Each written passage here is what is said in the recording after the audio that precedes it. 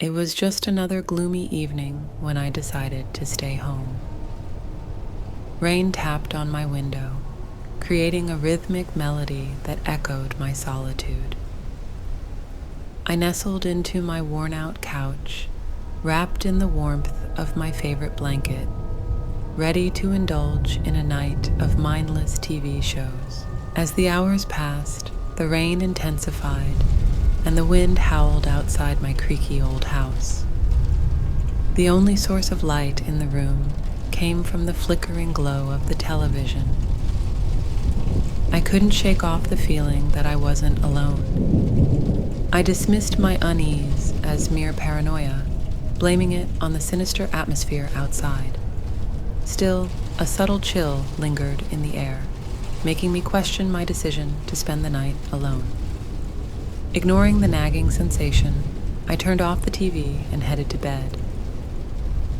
The shadows in the corners of the room seemed to dance as the lightning painted sinister patterns on my bedroom walls. I closed my eyes, hoping to escape the unease that had settled within me. But sleep didn't come easily. Strange whispers echoed through the darkness, and I tossed and turned, unable to shake off the feeling of being watched. I convinced myself it was just my imagination, that the storm outside was playing tricks on my mind.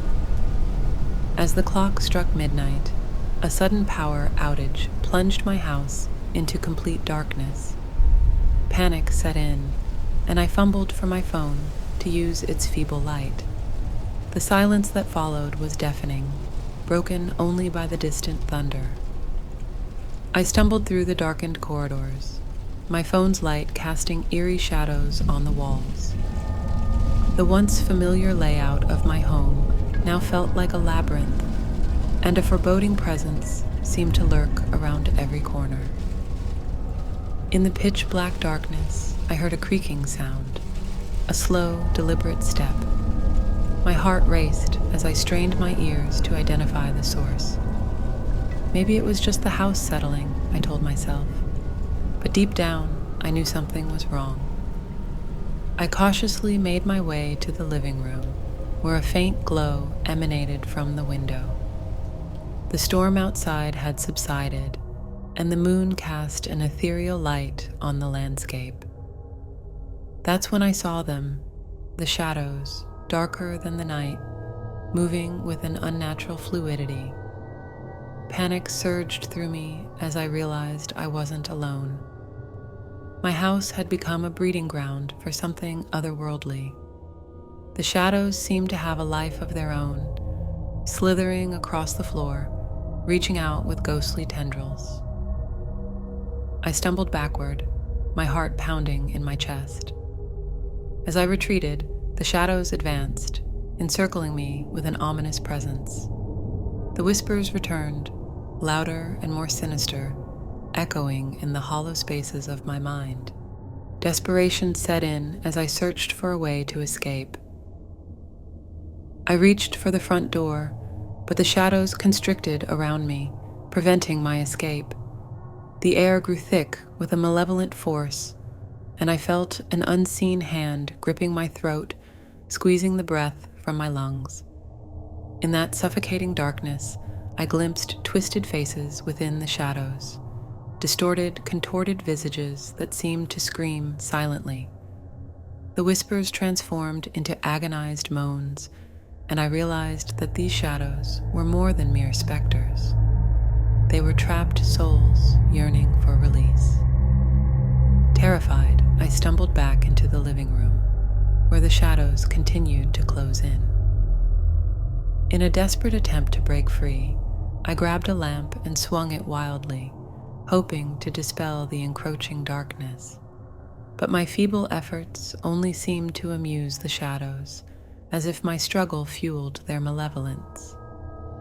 As I stood on the precipice of despair, a dim light flickered in the corner of my eye. A small, forgotten candle on a dusty shelf caught my attention. With a surge of hope, I grabbed it and lit it with trembling hands. To my amazement, The candle's feeble flame held the shadows at bay. It carved a small sanctuary of light in the oppressive darkness, creating a barrier the shadows dared not cross. I clung to the candle like a lifeline, realizing that light was my only defense against the otherworldly menace. But the shadows were persistent. They circled the periphery of the candlelight, their inky tendrils testing its boundaries. The sinister faces within the shadows contorted with frustration, and the whispers turned into guttural growls. I knew I couldn't hold out forever. The candle's flame flickered and waned, threatened by the encroaching darkness. Desperation set in as I searched for a way to escape the nightmare that had unfolded within the confines of my own home. With the last shreds of courage, I made a dash for the front door, clutching the dwindling candle. The shadows lunged at me, their cold touch sending shivers down my spine. I fought against the oppressive force, each step toward the door a battle against the malevolent entities that sought to claim me. Just as I reached the threshold, the candle's flame flickered one last time before extinguishing. In that fleeting moment, the shadows converged upon me, swallowing me whole. Darkness enveloped my senses, and I felt a cold void where my existence once thrived. The next morning, the storm had passed, and sunlight bathed the remnants of my home. But there was no sign of me, no trace left behind. The house stood silent, a witness to the horrors that had unfolded within its walls. The locals would speak of the haunted house, warning others to stay away. They claimed that on stormy nights, the shadows would come alive, seeking those who dared to stay at home. I had become a cautionary tale, a victim of the malevolent force that lurked in the darkness. And as the years passed, my story faded into legend, a chilling reminder that sometimes the scariest things are not the monsters under our beds, but the shadows that linger within the places we call home.